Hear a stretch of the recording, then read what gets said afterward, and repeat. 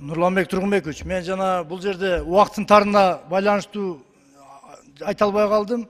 Жогорку кеңештин убактылуу Минздрав боюнча комиссиясын түзүүнү жана айтылбай кетти да, ушуну убакыт тар болуп калды эле.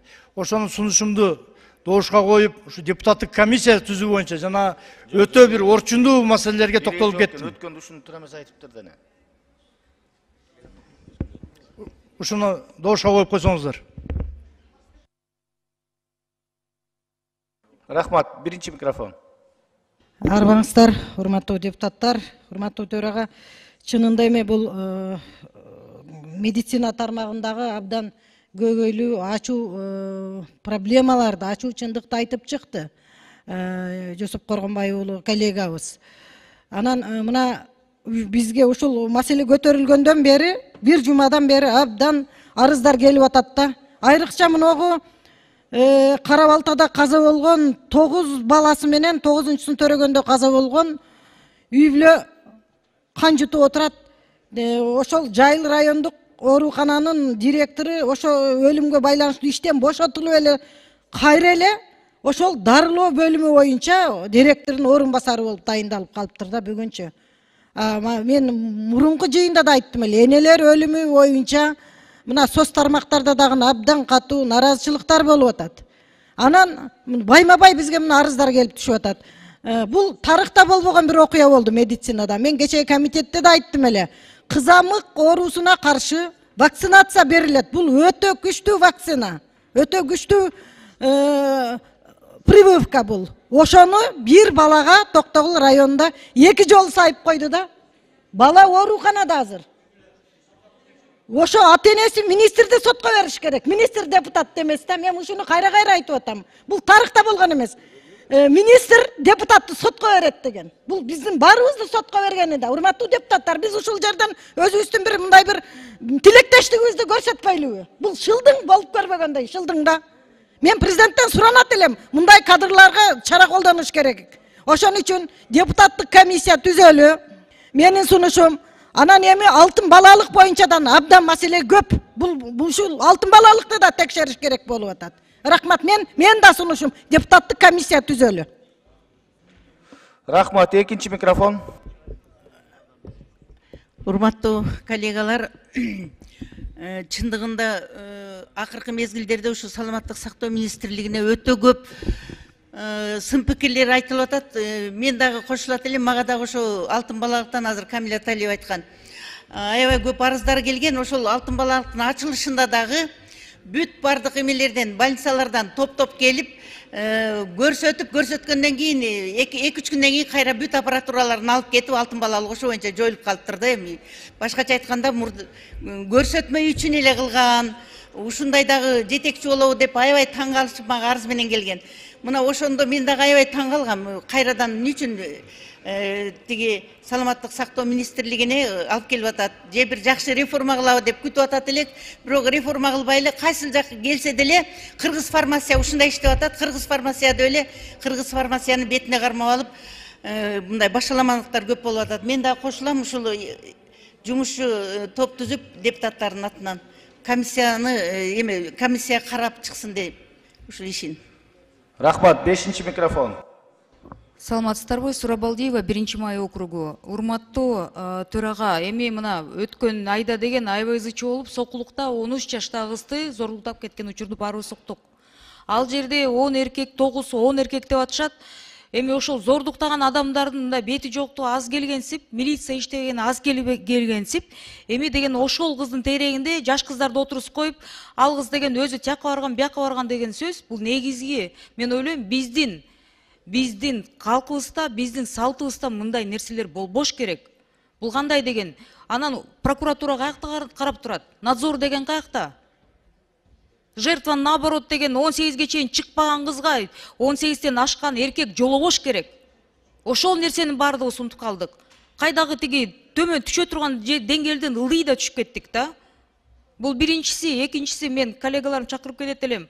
Жанакы регионалдык бөлүшүү боюнча сөздү мында байкап, абайлап сүйлөңүздөр. Анткени деген мисалы мага деген арыздар келип атат. Энергетика министрин барып текшергиле дейт. Бүт өздөрүнүн жердештерин алып алыптыр. проверьте все ключевые назначения. У меня прям список мне скинули. Мен ойлойм, мындай маселени парламенттен биз көтөрбөш керекпиз. Мындай маселени жазып ошактан по факту текшерип туруп анан сүйлөш керек. Анткени ар бир ведомствоны карап көрсөк, ар биринде деген и жердешчилик маселеси чыгат, и коррупция маселеси чыгат. Поэтому какие-то, если уже далеко ходить, не надо. Бияка келген бүт министрликтер давайте анда комиссия түзөлүп бүт текшерип чыгалы. Каяктан кимди кандай алган, кимдин туугандары бар экен, кайсы жердин туугандары бар экен, кайсы жерден келген туугандар бар экен деп. Бүт ошондо деген ызычы болуп мамлекет анда биз аягында деген граждандык согушка чейин баралы. Уят да. Рахмат. Рахмат, биринчи микрофон. Саламатсызбы, урматтуу төрага, рахмат. Урматтуу төрага, биз ушул министрди Алымкадыр Бекшеналиевди экинчи жолу ушу сунушту алып бизге келгенде биз дээрлик бардыгыбыз колдодук эле да. Жакшы жылы сөздү айттык эле. Эми эртең өкмөттүн күнү болот да. Ушул министр эми жашы дагы бир канчага чыгып калды. Биздин кесиптештердин улуу эртең келип ушул жерде жооп берсе болот болчу. Жогорку кеңештин депутаттары статусунда 24-беренде жазылган депутат şu özünün sunuşları berет өкмөткө, кээ бир учурда şu сын пикирди айтып коет. Биз ошого биз депутатпыз. Өкмөт ишин көзөмөлдөшүбүз керек, айтышыбыз керек. Жаман жагы болсо, начар жагы болсо, начар иштеп атасыңар да биз элдин сөзүн жеткиришибиз керек да. Эми жаңы биздин кесиптешибиз генералдарга да кайрылып кетпеди. Туура, эгерде ал врач Гиппократтын антын кабыл алган, бирок кылмыш окуя боюнча бир адам жабыркатып курал жарактанбы же бычактанбы келсе, жап жашыруу беренеси бар 367 кылмыш кодексинде. Ал боюнча ал ооз экиби же кагаз түрүндө коргондоруна ал кайрылыш керек болчу. Мен бир адамды операция кылдым. Ушундай ок тийип турага же курал жарактан мындай болгондо ал бериш керек болчу. Эгерде бербесе, ал боюнча 2 жылдан 5 жылга чейин азыркы бүгүнкү кодекс боюнча ал жооп бериш керек. Анан эми бул депутат бул жерден айтып койсо, эртең келип ушул жерде жооп берсе болот болчу да, анан сотко берип бул жакта кайрадан ишти мындай бул курчутпайчы. Ошон үчүн мен Алмаз Акунжан сизге айтарымда сиз менен тыгыз иштеш керек да аларчы. Биз ишибиз ошо да, биз айтабыз да өкмөттү иштебей атат депчи. Мына азыр биз барып келдик жер-жергечи, элдерге кайрылдык. Абдан көп маселе да. А биз эми айтпай эмне кылабыз анычы? Биз эл шайлаган элдик депутат болсок бардыгыбызчы. Биз депутат учуруна да айтабыз, депутаттан кеткенден кийин айта алабыз, депутаттык ишмердүүлүгүбүз боюнчачы. Эгер сын пикирлер болсочу, аны билиш керек да алар дагычы. Рахмат, урматтуу. Рахмат, 6-чы микрофон. Рахмат, урматтуу төрага, урматтуу кесиптештер. Бул жерде бүгүн өтө маанилүү сөздөр айтылып кетти. Мына азыр жогоруда кесиптешим да айтып кетти. Мына Кара Балтадагы жана 9 баланын апасы боюнча. Бул маселе боюнча да мага да кайрылган. Эми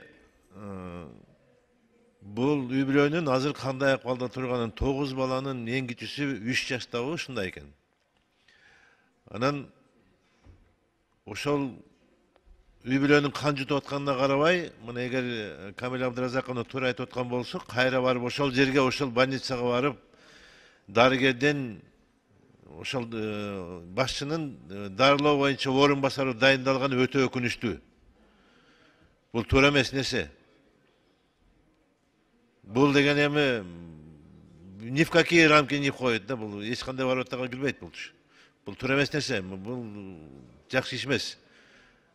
Ошондуктан мен ойлойм, азыр биздин жогорку айткан кесиптешибиздер сындардын бардыгынан жыйынтык чарабызга татыктуу депчи. Рахмат чоң. Рахмат, 4-чы микрофон. Рахмат, урматтуу төрага, урматтуу депутаттар. Мына эки коллегабыз чыгып, коррупция жөнүндө жана мыйзам бузуулар жөнүндө аябай жакшы айттылар да. Бул чынында эле өтө актуалдуу проблема. Бирок бул коррупция менен мыйзам бузуулар түздөн-түз бири менен бири байланыштуу да. Анан кийин бул жөнүндө мына коррупция менен аябай күчтүү күрөшүп аткан Камчыбек Кыдыршайыштан айтып атат. Ушунчалык кыйын болуп атат күрөштө. Бүт бар жок коомубуз коррупцияга батып, чырмашылып бүтүптүр деп. Анан мен айткым келет. Кыдыршайыш деле Муну жеңе албайт. Камоо менен бул жеңилбейт. Бул мыйзам бузуулар жана коррупциялар только система оңдойт да, муну түп тамырдан чыгарып. Ошол система бул пландоо системасы. Ошондуктан мен ойлойм, жана стратегиялык пландоо мыйзамыбызды да вето койдурган ушул жанагы президенттин атырабыда жүргөн коррупцияга малынган, коррупция менен аралашып жүргөн адамдар именно ошол ветону койдур деп ойлойм. Ошондуктан Алмазжан Акунжанович, могу урматтуу депутаттар, жакында биз бул мыйзамды, стратегиялык пландоо мыйзамды ветодон аттуу өтүүгө чыгарабыз. Ушуну биз киргизмейинче, ушундай чогул системдүү түрдө жеңе албайбыз эч коррупцияны дагы. Себебен стратегиялык пландоо кире турган болсо, болуп аткан иштер, боло турган иштер ачык жарыкка чыгат. Акчалар, булактар, анын агымдары бүт барда ачык жарыкка чыгат. Болгондо да 5 жыл илгери ачык жарыкка чыгаттан эч кандай урдоолор, эч кандай мыйзам бузууларга жол бербейт. Именно ошон үчүн бул стратегиялык пландоо законду өткөрбөй ататтар. Ошондуктан мен учурдан пайдаланып айтып кетпесем болбойт муну. Рахмат. Рахмат. Экинчи микрофон. Урматтуу депутаттар, ушул маселелер боюнча ушу азыр чыккандардан башка чыкпасаңыздар, жумушту баштайлы, ишке өтөйлү күн тартибинде маселелерге. Эртең буйруса 4 апрелде бейшемби күнү министрлер кабинети келет, 1 саат эмес, мына күнү бою ушул жерде Акылбек Үсөнбекович баштаган министрлер кабинетине ушул айтыла турган, дей турган суроолордун баарын бериңиздер. Азыр муну ар түрдүү маселеге айландырбай, ишке өтсөк, урматтуу депутаттар. Бардыгы айтылды, уктук. Азыр мына депутаттык комиссияны түзөйлү, депутаттардан сунуш түштү. Фракциялар өзүңүздөрдүн депутаттарыңыздарды берсеңиздер, иш кылайлы. Туурабы, урматтуу депутаттар? Урматтуу төрага, урматтуу депутаттар. Алмазбек Акунжанович, кээ бир министрлериңиз чын тийбес болуп алды. Кыргыз Республикасында белгилүү мөөнөткө 2 гана институт кол тийбес, ал президент менен депутат. Калган министрлиңер ыйык эмес. Алар биз депутаттар айтып койсок, алар бизди сотко берип, ар кандай биз менен иштешесиңерби же биз соттошуп эле жүрө беребизби? Бул биринчи эскертүү өкмөткө. Экинчиси, мына бүгүнкү Жусуп Коргонбай уулу айткандан кийин баш прокуратура менен коопсуздук органдары буга реакция кылыш керек. Бул жөнөкөй айтылган сөз эмес. Мунун артында фамилиялар айтып атат. Жогорку соттун төрагасы фамилиясы айтылып атат, судьялардын фамилиясы айтылып атат. Экинчи маселе, урматтуу төрага, соцблокто бул куратору барбы, соцблоктун өкмөттө? Бүт проблеманын бары соцблокто. Образованияда, здравоохранениядагы, соцзащита ишин аракетин көрүп атабыз, бирок ошол убакта элдин арасына барсак кандай көйгөйлөрдү айтып атат. Ошолордун баарын чечишибиз керек да. 1-2 айдан бери дайын жыты жок. Мына Бийик Тоолуу райондор боюнча маселе бар эле 6 ай болду. 6 айдан бери сурап атып, тилибиз тешилип бүттү. Урматтуу Алмазбек Акунжанович, айыл чарбасында проблемалар бар. Аны айтсак, мына Руардан баштап райондук министрге чейин бизди алдап, мына деп 2 жыл болду.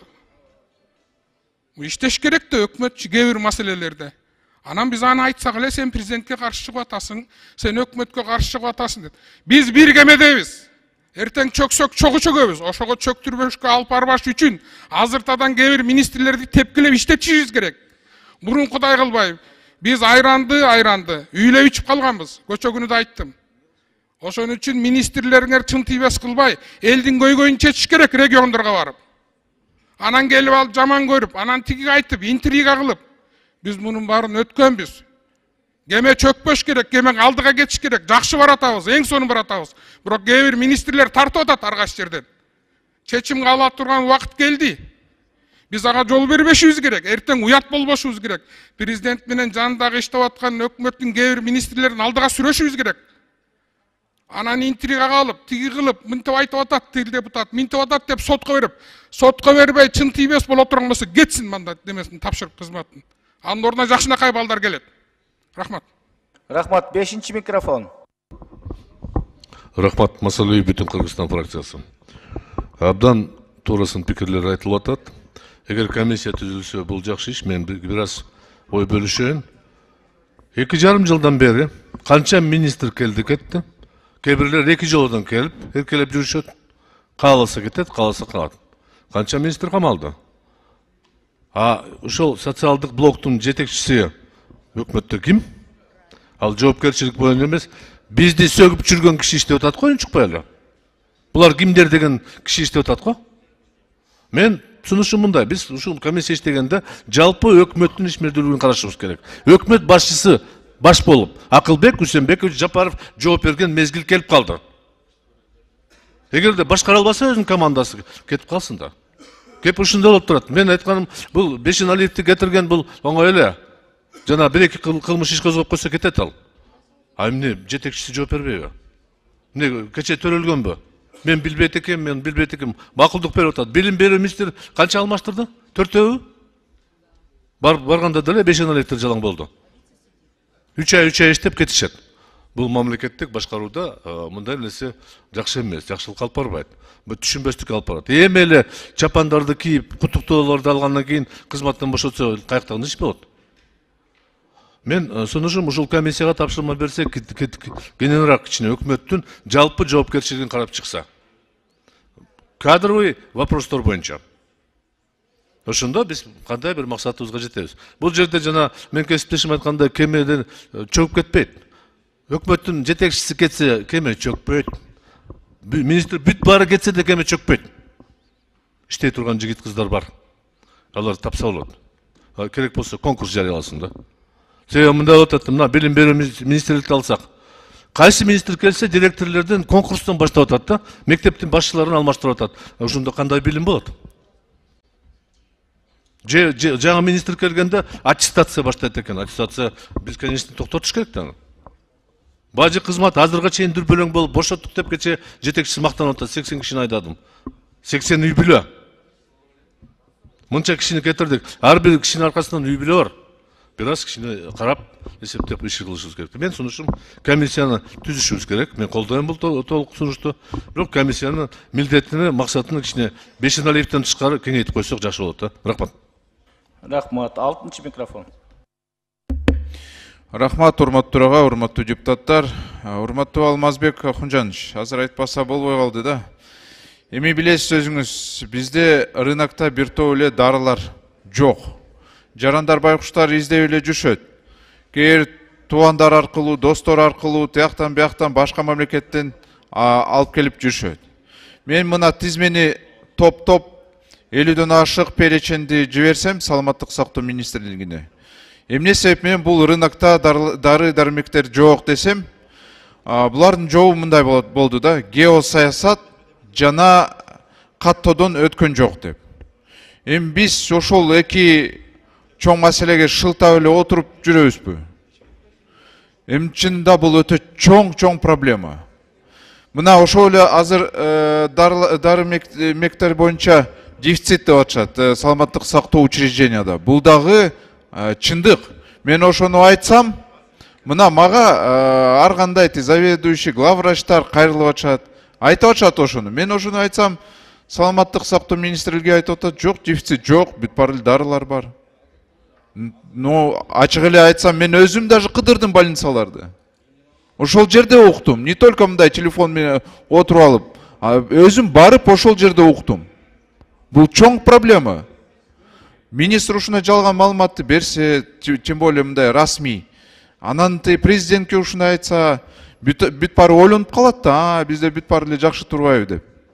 Андай эмес. Ушул дефицитный лекарствону дагы чечиш керек. Урматтуу Алмазбек Ахунжанович, сураныч, ошону президенткеби, Кабмингеби иши бир жерде ушуну айтыш керек. Билбейм, менин сөздөр жетеби, жетпейби, бирок мен атайын ошол расмий публикация кылып атам каттарды. Эл дагы билсин. Рахмат. Рахмат. 4-чы микрофон. Рахмат, урматтуу төрага, урматтуу депутаттар. Баарыңыздар билесиздер, азыркы учурда биздин президент абдан саламаттык сактоо болобу, билим берүү тармак болобу, абдан жакшы катуу мындай көңүл буруп атат да. Бирок кээ бирки жетекчилер ушинтип биздин президентибизди бизди дагы уят кылып атат. Ошону эле биздин кесиптештерибиз айтып кетти эле азыр Кара Балта оорукана боюнча.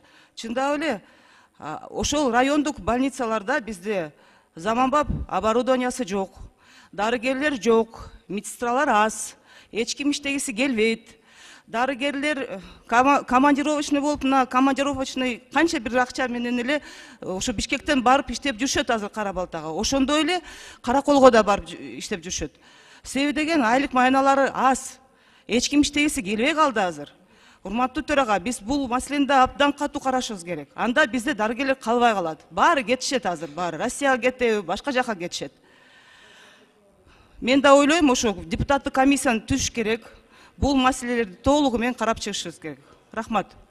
Рахмат, урматтуу депутаттар. Депутаттык комиссия түзүлүү боюнча, аталган маселе боюнча сунуштар түштү. Андыктан урматтуу депутаттар, ирети менен депутаттык фракциялар, топтор сунуштарды берсеңиздер комиссиянын курамына.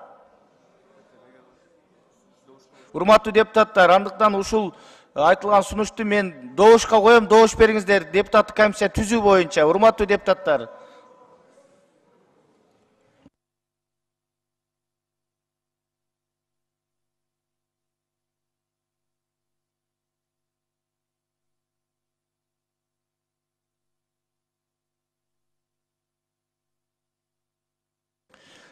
Макул 68, каршы жок бар 68, катталды 81. Урматтуу депутаттар, анда комиссия курамына сунуштарды берсеңиздер. 6-чы микрофон. 6-чы микрофон. Чоң рахмат, урматтуу төрага. Бизден мекенчил депутаттык топтон Жусупбек Коргонбай уулу. Рахмат. 3-чы микрофон. Элдик тобунан Жалалидин Паязинович. 1-чы микрофон. Ата журт Кыргызстан фракциясынан Гүлшархан Оконуна Култаева бизден. 2-чы микрофон. Ынтымак фракциясынан Мажитова Шарапаткан. 1-чы микрофон. Ишен фракциясынан Абдибай Айсара Нишановна. 5-чы микрофон. Бүтүн Кыргызстан Масали Исхак Абсаматович. 4-чы микрофон. Имануру фракциядан Султанбай Абдрашитович Ажигитов. 5-чы микрофон. Альянс парламенттик фракциясынан Алимжанова Нилуфар Якубжановна.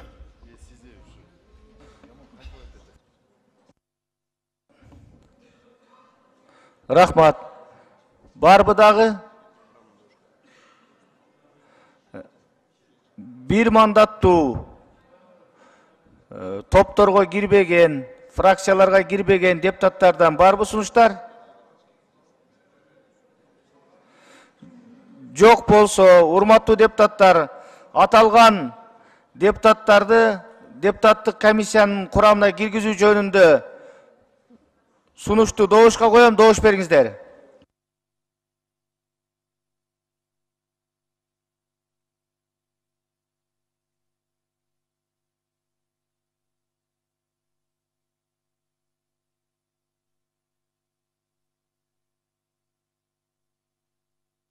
Макул 70, каршы жок бары 70, катталды 81. Урматтуу депутаттар, аталган комиссия боюнча депутаттык курам түзүлдү. Андыктан комиссиянын курамы өзүңүздөр жыйын өткөрүп, төрагаңыздарды шайлап, иш алып бара бересиздер деп мен ишенем. Урматтуу депутаттар, анда